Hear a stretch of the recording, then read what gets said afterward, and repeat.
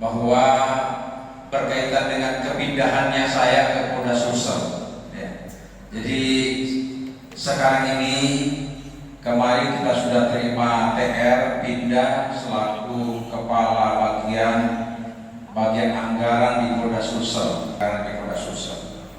bagian pengendalian anggaran. Nah, berkaitan dengan itu saya tentu sebagai manusia biasa meminta maaf kepada seluruh jamaah. Kenapa? Karena saya setiap salat subuh di sini bergabung dengan jamaah, kemudian Al-Quran selama 2 tahun 8 bulan setiap malam Jumat. Saya minta maaf dengan sebesar-besarnya. Begitupun dalam melaksanakan tugas, memang selama